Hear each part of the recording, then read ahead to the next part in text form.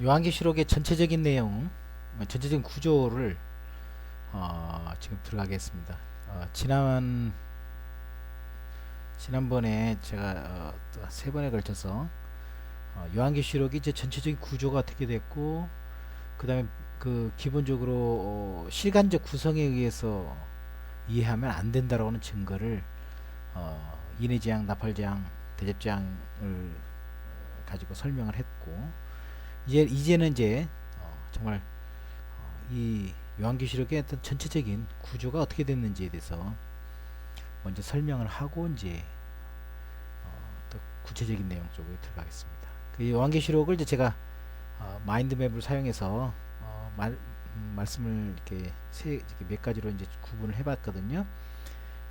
이제 1장에서 5장까지는 바로 이제 예수 그리스도에 의한 계시, 그 계시를 주시는 그 하나님, 그리고 그 예수 그리스도께서 그 계시를 풀어내는 그러한 것들, 그리고 이제 그 교회는 그 예수 그리스도의 두루마리를 받은 천재들이다라고 하는 그 내용으로 이제 형성되어 있다는 것을 이제 말씀드리고 싶고, 바로 이제 그 다음에 이제 6장에서부터 20장까지는 바로 그 하나님께서 사탄을 심판하시고 교회를 보호하신다라는 내용으로 이제 이루어졌고, 그다음 마지막 21장에서 22장까지는 이제 승리한 하나님의 나라, 거기에 대한 내용이 나오고, 이제 마지막에 이제 이 예언이 완전히 성취되었다라고 하는 것에 대한 확실성, 그리고 그것이 반드시 이루어질 것이라고 하는 확실성을 기초로 한 주의 재림을 소망하는 내용, 이렇게 해서 이제 22장에서 마무리 정리하는 걸로 정리를 하면 되겠습니다. 그리고 지금 현재 요한계시록에 있어서 첫 번째 이제 1장에서는 바로 예수 그리스도의 그 계시에 대한 내용이고, 이제 그 계시가 바로 2장에서 3장까지는 이제 7교회에다 보내졌다라고 내용입니다. 7교회는 이제 교회의 다양한 형태 중에 이제 하나님께서 그 가장 중요한 7개 모든 교회를 이렇게 보고 계시면서 격려하시기도 하면서 꾸중하시기도 하면서, 또한 하나님께서 이겨라라고 얘기를 하시고 있는 그런 내용이 되겠습니다. 우리 주 예수 그리스도께서 바로 어린 양으로 등장하시면서 그 일을 하시죠. 그 다음에 이제 그 어린 양에 의해서 이루어진 그 하나님의 나라의 경배가 하늘나라에서 지금 이루어지고 있다. 그런데 하늘나라라고 해서 하늘 공간적 개념이 아니라, 물론 공간적 개념은 사실은 확실히 말하면 엄밀히 말하면 아니죠. 영적인 그런 영적인 그 영역, 이렇게 보시면 되겠습니다. 그래서 바로 이제 모든 이들, 다시 말해서 내 생물은 이제 세상의 피조물의 모든 전체적인 내용의 어떤 대표자라고 보면 되겠고, 24장로는 이제 교회의 대표적인 자라고 보면 되겠습니다. 그들이 바로 하나님을 경배하고 그 하나님께서 주신 두루마리를 취하신 그 예수 그리스도를 이제 찬양하는 그런 내용이 바로 이제 4장 5장에 걸쳐서 있겠습니다. 그리고 이제 6장에서부터 16장까지를 바로 이제 나팔재앙과 인해재앙, 그다음에 대접재앙, 이렇게 해서 이제 그 교회가 승리하는 그런 내용이 되어 있고요. 그래서 이제 그 7인 심판, 그리고 7인 심판, 그다음에 7 나팔 심판, 재앙도 똑같은 뜻이고요. 그리고 7 대접재앙이 이제 크게 나와 있습니다. 그 사이사이에 삽입구들이 들어가 있습니다. 거기에 바로 이제 14만 4천이라든지 셀 수 없는 큰 물이 내용이 나오고, 나팔에서는 이제 작은 두루마리와 두 증인, 이것도 막 교회를 말하고 있지 않습니까?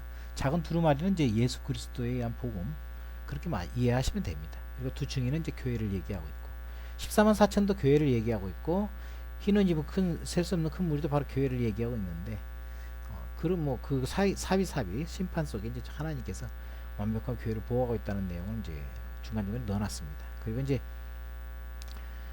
마지막 하나님의 심판의 큰 잔치, 혼인 잔치에 대한 얘기 이제 나오는데, 제일 17장에서 18장까지가 바로 바벨론 심판받는 장면. 그다음 19장에서 이제 혼인 잔치가 이루어지는 거. 그다음에 이제 19장에서 이제 하나님께서 심판하는 그 장면이 이제 아주 강하게 그렇게 나타나는 것이 나옵니다. 그리고 이게 실제로 17장에서 20장 사이는 아까 제가 말씀드린 인해재앙과 나팔재앙과 대접재앙의 마지막 날에 해당되는 7번째에 해당되는 날들에 대한 구체적인 어떤 상세한 묘사라고 보시면 돼요. 그리고 그 속에서 바로 사탄이 심판받는 장면이 바로 이제 20장에서 나타나는 거거든요. 이제 그런 큰 구조를 가지고 보시면 이해가 좀 편하게 되겠습니다. 그래서 이제 최종적으로 이 심판을 받았지만 승리한 예루살렘 성, 새 예루살렘 성, 하나님의 나라는 이제 바로 우리 하나님께서 우리와 함께 임재하기 때문에 우리가 위로를 받을 수 있는 거고, 우리가 영원히 살 수 있는 그런 근거가 된다라고 하는 것입니다. 그래서 바로 새 예루살렘에 대한 얘기가 나오고, 새 예루살렘이 얼마나 풍요롭고 안락한가, 그리고 안식을 취할 수 있는 건가에 대한 내용이 나옵니다. 마지막 하나님께서 승리한 마지막 그 장면이 바로 여기에 나오고, 그리고 나서 예수 그리스도께서 빨리 오십시오라고 성도들이 외치고 있는 것입니다. 그래서 요한계시록은 우리 주 예수 그리스도께서 우리를 사랑하고 있고, 우리를 하나님의 영원한 곳에 이끌고 있다.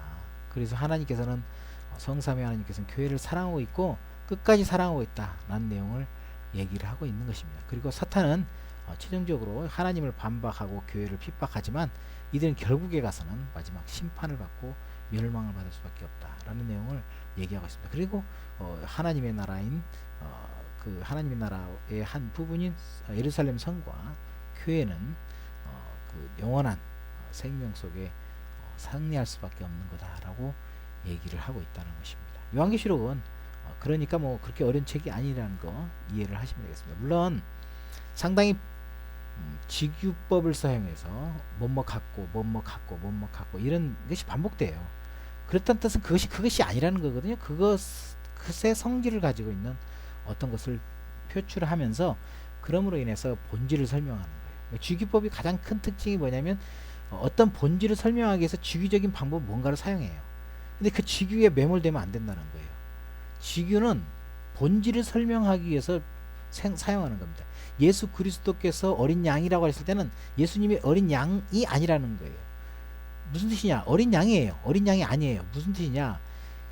영원한 속죄를 이루게 하기 위해서 죄를 죽어주신 그것을 성전에 있어서의 그러한 직유적 방법을 사용하는 거예요. 그러니까 어린 양의 본질적 의미는 인간의 죄를 아담에 의해서 지어진 그 죄를 대속할 수 있는 그 유일한 길은 예수 그리스도께서 사람으로 오셔서 아담이 범죄했던 죄를 대신 갚아줘야 된다라고 하는 겁니다. 그것으로 가장 좋은 게 죽음을 선택을 해야 되는데 그것이 어린 양에 의한 죽음과 같다라고 얘기하는 겁니다. 그래서 어린 양인지요. 그러나 그건 은유법인데 어린 양의 본질적 의미는 인간을 대속해서 하나님의 본질에 의한 사랑을 성취할 분은 바로 그분이다라는 그 설명을 하기 위해서 그 직유법을 사용하는 것입니다. 은유법을 사용하는 거고요. 그러니까 그건데 성경에서 요한계시록에서 나오는 각각의 어떤 소재들이라든지 그런 어떤 그 재료라든지 이런 것들을 본질을 이해하기 위해서 사용되어지는 어떤 걸로 이해를 해야지 이것은 뭐다, 이것은 뭐다, 이것은 뭐다라고 설명을 하기 시작하면 본질을 잊어버린다는 거예요. 이게 요한계시록을 이해하는 데서 가장 중요한 것입니다. 이게 뿔이 뭐냐, 그 다음에 머리가 뭐냐, 그런 얘기를 했을 때 그 본질적인 얘기를 설명을 해줘야 돼요. 그러면 바벨론에 대한 얘기도 나오고 또 짐승에 대한 얘기 나올 때도 거기도 뿔이 몇 개고 뭐가 몇 개고 하는 것도 그 죄의 속성이 무엇인가, 죄의 속성은 이러이러한 특성을 갖고 있는데 그것은 우리 주 예수 그리스도에 의해서 죽임을 당할 수밖에 없고 질 수밖에 없는 거다. 거기에 미혹당하지 마라. 그리고 하나님 음행한다는 게 뭐냐, 실제로 성적 관계를 가진 거냐, 그럴 수도 있고, 그렇지만 더 본질적으로 하나님 외에 어떠한 뭔가를 의지하는, 뭔가에 의해서 이룰 수 있다라고 하는 그것이 바로 우상이고 그것이 음행이다. 이렇게 상당히 고차원적으로 이해를 해야지 저급한 것으로 요한계시록을 해석하면 혼란 속에 빠져들어가는 거예요. 그러니까 바코드를 얘기한다든지 신용카드를 얘기한다든지 그러다 보니까 그게 나중에 결국은 다 사용되고 있고 다 이루어지고 있고 컴퓨터도 쓰고 있고 하는데 나중에 또 그 시대가 바뀌면 또 다른 주장을 내세요. 그러니까 그런 얘기를 하면 안 되는 거예요. 그러면 성전에 대한 얘기 나올 때도 하늘에 있어서 성전은 예수 그리스도다 얘기 나왔잖아요. 그럼 성전은 예수 그리스도를 소개시켜 주기 위한 하나의 은유적 표현과 또한 대의적 표현, 다시 말해서 대체하는 거 또는 주기적 표현이라고 얘기를 하셔야 된다는 거예요.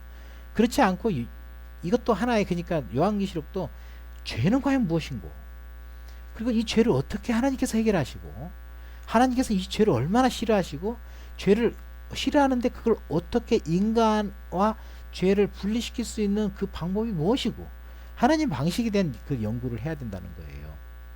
그렇지 않고 이건 뭐다 저건 뭐다 이렇게 이해를 하기 시작하면 요한복음이 안 보여요. 그러니까 요한계시록은 다른 것이 아니라 의로우신 하나님, 빛의 하나님이신 하나님 아버지와 그리고 그의 아들 예수 그리스도와 성령님이 이 죄를 변화무쌍하고 사람들을 미혹하고 사람들에 의해 사람들을 계속 하나님과 멀리 하게끔 만들고 사람들을 계속 속이고 기만하고 그리고 아주 이적을 가지고 뭔가를 현혹하는 전 큰 힘을 줄 것 같은 그러한 것에 의해서 활동하고 있는 그 죄의 본질, 그 죄의 본질과 싸울 수밖에 없는 것은 바로 예수 그리스도의 피밖에 없다. 그걸 의지해서 이길 수 있는 것은 바로 우리가 예수 그리스도를 의지함으로 말미암아 우리가 구원받을 수 있다라고 하는 동일한 내용을 얘기하고 있는 겁니다. 그 모든 것들이 죄가 나중에 하나님에 의해서 완벽하게 종말의 말에서 불못에 던져질 때 그때만이 이제 이거 모든 것이 사라지겠죠. 그때까지는 우리가 죄와 싸울 수밖에 없고 죄는 우리를 계속 괴롭힐 수밖에 없다. 우리가 이길 수 있는 것은 오직 예수 그리스도와 그분이 하신 말씀 외에는 방법이 없다. 그걸 제시하고 있는 거예요. 그러니까 요한계시록도 똑같은 복음서라고 이해하시면 됩니다.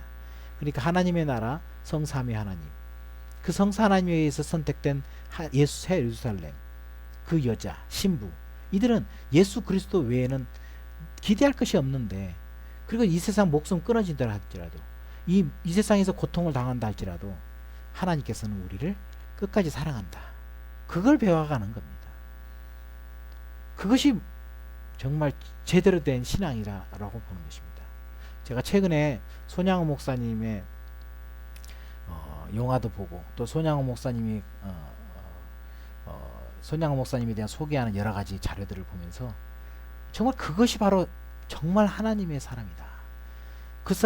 그분이 살아가는 그 모습이 우리 주 예수 그리스도를 위하여 예수 그리스도처럼 살아가고 싶고 예수 그리스도처럼 모든 인내를 이겨나가려고 하는 그 아주 처절한 투쟁, 그것이 바로 진짜 신앙이 아닌가. 그런데 우리는 저도뿐만 아니라 본질적이지 않는 교회 규모라든지 어떤 내 자신이 이 세상에서 펼쳐나가는 어떤 활동 영역이라든지 그런 것에 나 자신을 자랑하고 내 자신이 또 그것을 하지 못한 것에 의해서 나 자신을 위축당하고, 이건 아니라는 거죠.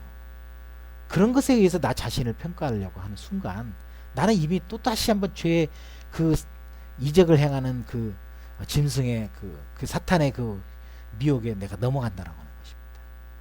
그것을 빨리 벗어나서 우리 주 예수 그리스도의 십자가로 다시 돌아오고 부활로 다시 돌아오고 내가 보좌 앞에 있다라고 하는 생각을 잊어버리지 않고, 내가 비록 이 비천한 곳에 있다 할지라도, 내가 제가 초막집에 있다 할지라도, 내가 성도 한 명이 없는 그런 교회에서 일하고 있다 할지라도, 정말 그럼에도 불구하고 내가 내 안에 계신 성령 하나님, 그 성령이 하나님께서 싸우는 영적 전쟁에 내가 그것을 승리할 수 있도록 내 자신을 성령의 음성을 듣기 위해 노력하고, 그러면서 하나님의 말씀 속에서 죄가 과연 무엇인가, 그리고 의롭지 않은 것이 무엇인가, 거룩함이 무엇인가에 대해서 끊임없이 질문하고 끊임없이 그 대답을 받고 그 대답에 의해서 싸워나가는 그런 영적 투쟁이 바로 요한계시록이 설명하는 내용이 아닌가라는 생각을 해봅니다.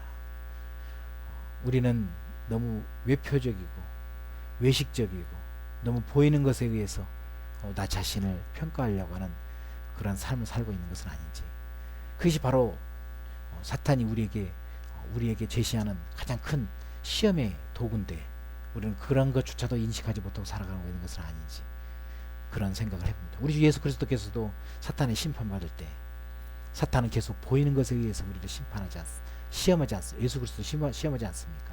그때 예수님이 항상 예수 그리스도 하나님만을 경외하며 하나님의 말씀에 의해서 살아가고 또 하나님 예수 그리스도께서는 하나님의 뜻인 예수 그리스도께서 직접 이 땅에서 십자가를 지는 그 고통을 그거에 하는 것 외에 다른 기적을 보여주지 않고 싶다는 그죠?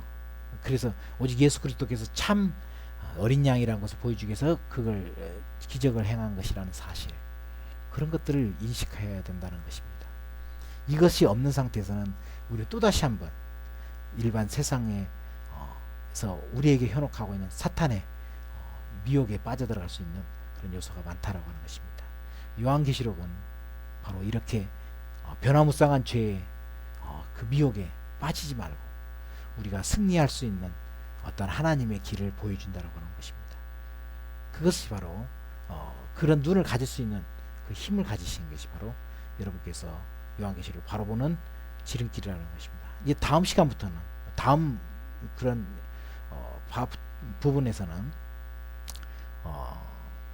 예수 그리스도에서 주어진 계시록에 대한 아주 자세한 그 부분을 하나씩 살펴가면서 더 자세한 내용을 공부해 나가겠습니다.